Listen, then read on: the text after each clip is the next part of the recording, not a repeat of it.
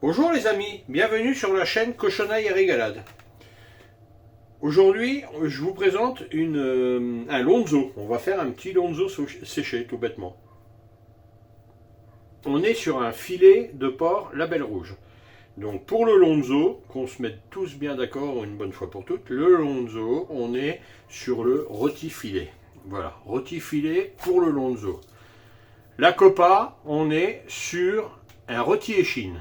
Et là, après, derrière, moi, je vais faire des rouelles séchées. Je ne fais jamais de jambon séché. Je fais des rouelles de jambon séché. Un jambon séché, vous prenez le risque de perdre un jambon entier pour le mettre au sel. Si vous ne videz pas la veine comme il faut correctement, vous risquez de perdre votre jambon. Un jambon, c'est entre 13 et 18 kg, suivant les bêtes. Et c'est minimum 12 à 18 mois de séchage. Moi, je pars sur des rouelles. J'ai fait couper à mon boucher des rouelles de 8 à 10 cm d'épaisseur et je prends la partie, tout le côté, pour désosser en même temps. Donc je pars comme ça.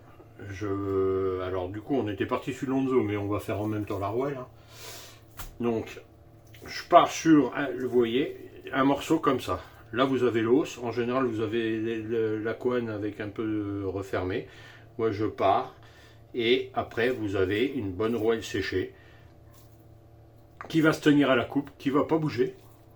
Et qui sera en plus limite mieux présentable encore que du jambon séché entier. Et la chose qui est la plus intéressante pour ma part, c'est parce que vous arrivez à faire une salaison sous vide. Puisque un jambon, c'est quand même pas pratique, alors que là, il n'y a aucun problème. Donc, vous n'avez aucun risque de louper votre salaison. Ça, c'est le premier avantage. Et le deuxième avantage que vous avez également, c'est que, eh bien, là, vous avez en gros 2 bons mois de sèche, voire 3 mois de sèche grand maximum, pour atteindre vos 40% de perte. Et après, moi, je mets sous vide et je laisse affiner encore 2 mois. Ça fait qu'en 4 mois, vous pouvez avoir du jambon agréable à manger. Très correct, que vous pouvez laisser sous vide. Moi, je le coupe en deux. J'en mets une partie que j'utilise de temps en temps, voilà, et l'autre partie, souvent de fois, j'essaie de la garder jusqu'à 1 an sous vide comme ça, et elle mature. Et résultat, vous avez le même résultat que un jambon qui aurait 18-24 mois. Donc, sincèrement, je trouve que ça sert à rien de s'embêter. À part, oui, c'est vrai que c'est joli, un jambon énorme et tout, mais c'est beaucoup de risques. Vous risquez de perdre 18 kg de viande. Est-ce qu'il sera bien salé? Est-ce qu'il ne sera pas? Est-ce que vous allez sécher? Est-ce que vous avez la place? Moi, j'ai une grosse cave à vin que j'ai transformée en séchoir. Elle fait 600 litres, mais si je mets un jambon accroché dedans, mine de rien, ça me prend la moitié ou un tiers de ma cave. Non, parce que moi je fais des bérets, je fais pas mal de choses. Donc je préfère faire des rouelles, je fais 2-3 rouelles. Et tout va bien. En plus, ça me permet de les échelonner. Et sincèrement, moi, j'ai pas de souci avec ça, quoi. J'en fais en plus des fumées, j'en fais des natures, j'en fais au curry. Vous pouvez varier les parfums. Voilà. Moi, enfin bon, bref, les rouelles, je les fais. Je fais pas de jambon entier, trop risqué. Je préfère faire des rouelles. Bon. À la base, on était parti sur un lonzo, mais de toute façon, je ne referai pas une vidéo exprès. Je vais vous faire le lonzo en direct. C'est exactement la même chose pour les rouelles ou les chines, ou enfin la copa, les rouelles ou le lonzo. Donc, un rôti filet de 1,650 kg. Paré. Pas trop paré non plus. Moi, je laisse toujours une petite bande de gras. Moi, j'aime bien. Une fois sec, c'est comme le jambon. Le gras, c'est la vie, hein. Le goût est dans le gras, donc j'en laisse un peu. Je pourrais l'amener à blanc, mais je veux pas. Donc voilà. Qu'est-ce que on va faire? Donc on va prendre un plat, un bac. Là, j'en ai déjà fait une avant, hein, inquiétez-vous pas, le plat il est propre. Hein, c'est parce que j'ai uniquement fait. Je viens de faire une pancetta que j'ai fait une vidéo que j'essaierai de publier avant, après, je sais pas exactement. Donc 4% de sel fin avec 1% de poivre et donc 2%. 4% de sel, 2% de sucre, 1% d'épices. Donc on mélange le tout. Voilà. Et moi j'ajoute de l'ail de l'ail des ours et de la ciboulette. Voilà. Alors, je suis bourguignon. Vous allez comprendre pourquoi je vais vous dire ça après. Donc après, le but du jeu, c'est de répartir le mieux possible votre sel et vos épices. Donc faut y aller, faut pas hésiter. Vous roulez, vous massez, vous frottez, vous oubliez pas les bouts. Hop. Voilà. On le roule dedans. On essaie de faire pénétrer au maximum le sel et les épices, bien partout. Aussi bien au-dessus, en dessous, au bout. Voilà. Donc là, on n'est pas trop mal. Donc, on attend un petit peu, parce que le fait d'attendre un petit peu, ça va commencer déjà à faire ressortir un peu l'eau, et ça fera coller le sel, le sucre et ainsi de suite. Vous voyez ce que je veux dire? Regardez, il colle déjà plus. Hop. Le fait de ne pas se dépêcher de trop, alors faut le faire, hein, mais vous voyez, le sel, tout ça, il prend l'humidité et il finit par coller. Alors, le sel, moi j'utilise du sel de Guérande. Alors, sel fin de Guérande, c'est compliqué à trouver, vous ne le trouvez pas d'ailleurs, parce que, enfin, en tout cas, moi où je me fournis à Guérande même, enfin à Batz exactement, ça y touche, c'est du sel de Guérande. Et en fait, j'y vais plusieurs fois par an, ou au moins une fois par an, et je ramène tout ça de là-bas. Alors, le gros sel, le problème, c'est qu'ils font principalement du gros sel, et si jamais vous voulez du sel fin, un peu comme il était là, bien fin et qui colle pas trop, le souci que vous allez avoir, c'est que et ben, moi il n'en fait pas, le producteur, parce que en fait quand ils font ça, c'est plus dans les industries, et en fait ils mettent un entier agglomérant dedans pour pas qu'il se colle et pour pas qu'il ressuinte. Donc moi ce que je fais, je mets de la fleur de sel. Alors bon, c'est pas le même prix, mais vu que j'achète directement au producteur et en grosse quantité, bah, c'est pas du tout le même prix que vous achetez vous quand on n'est pas dans la région de là-bas. Donc voilà. Moi j'ai la chance de pouvoir y aller tous les ans. Je me fournis là-bas, je reviens en général avec 20 kg de gros sel, 20-25 kg de gros sel et 5 kg de fleur de sel. Et forcément, prenant les grosses quantités, il me fait un tarif. Et voilà, donc moi là c'était de la fleur de sel. Mais bon, vous pouvez utiliser du sel fin. Dans toutes mes autres salaisons, si c'est pas du sous-vide, toutes mes autres salaisons, mes cuissons, tout ça, je mets du gros sel gris, du sel de Guérande. Et là, par contre, le problème qu'on rencontre avec le gros sel, c'est que vous avez un risque, c'est qu'il perce votre sous-vide. Mine de rien, les petits cristaux, c'est assez coupant et tout. Si votre sac n'est pas franchement assez épais, et ben ça peut arriver que un grain perce sous vide. Donc je me suis rendu compte de ça. Et du coup, j'ai fait comme ça. Alors après, j'avais trouvé une autre solution qui est faisable aussi, c'est-à-dire de passer le gros sel au moulin à café, de l'affiner. Mais je trouve qu'il colle et c'est pas pareil. Alors du coup, et ben là, voilà. La salaison sous vide, vous allez me dire à la fleur de sel, c'est peut-être un peu abusé et tout.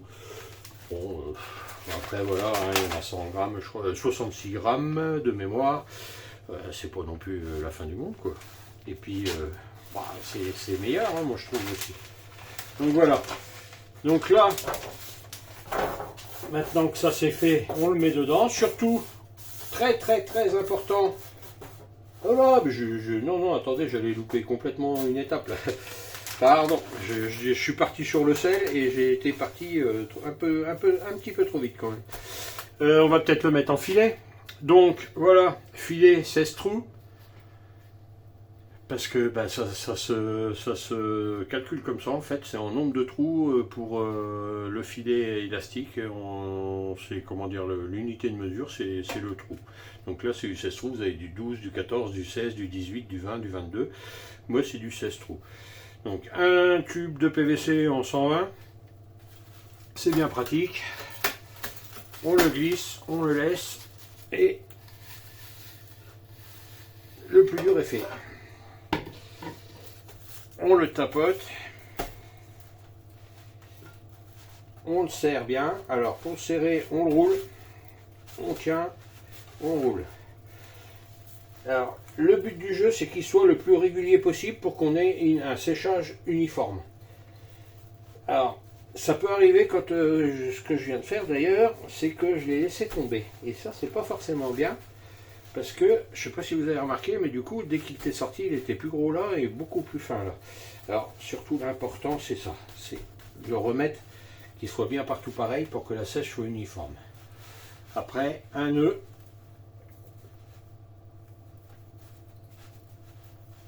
Encore une fois, bien serré. Voilà. On le roule. On le renduit. Et là, maintenant, je peux le mettre dans mon sachet. Sachet sous vide. Surtout, on ramasse bien toutes les épices. Il faut bien les mettre dans le sac. Si on fait une salaison sous vide, c'est précis, c'est pesé. Alors bon, on n'est pas à 2-3 grammes, ce qu'on a sur les mains, tout ça, il n'y a pas mort d'homme. Là, après, ce qui est bien aussi, c'est d'essayer de le répartir dans le sac, même si, au bout d'un moment, de toute façon, avec l'humidité et le jus, ça va venir. Je me rince les mains, je suis à vous. Voilà. Alors, maintenant, on va le mettre sous vide. Alors, moi, j'ai la machine à cloche qui est derrière. Elle, je ne vais pas pouvoir la déplacer puis vous la mettre en vidéo. Mais je vais vous montrer le résultat dans 30 secondes. En même temps, il n'y a rien de... Il n'y a rien de sorcier, c'est du sous-vide.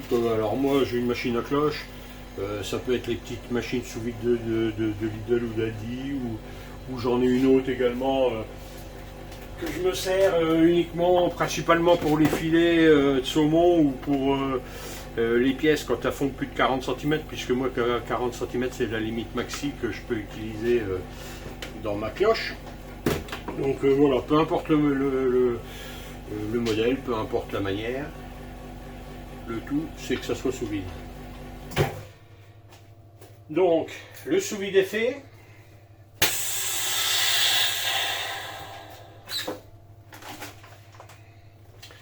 Le sous vide est fait. On y est, vous voyez. Alors moi c'est vrai que bon, l'avantage de la machine sous vide professionnelle, la cloche, c'est que c'est vraiment du sous vide. Donc maintenant, important à bien noter. Donc, ce que c'est, la date après.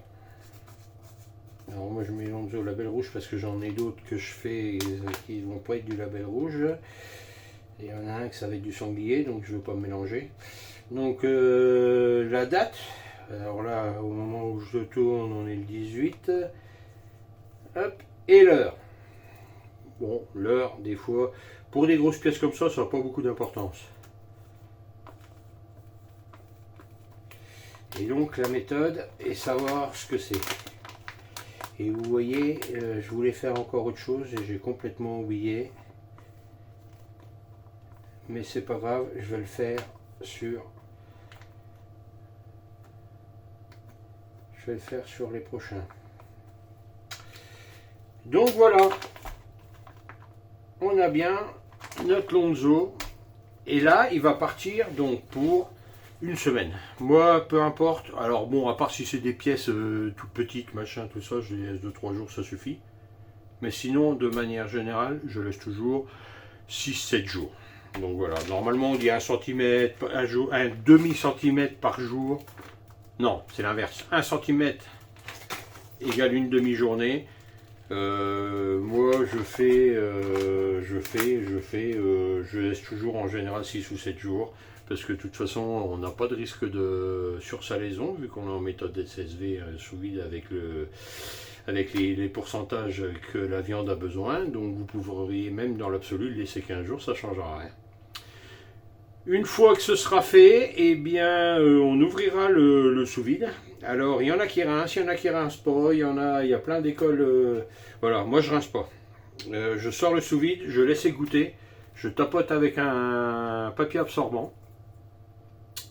Je le laisse accrocher au-dessus de mon évier dans le labo pendant 1 heure, 2 heures, qui reprennent l'humidité de surface et avant de le mettre dans ma cave de séchage et je le pends.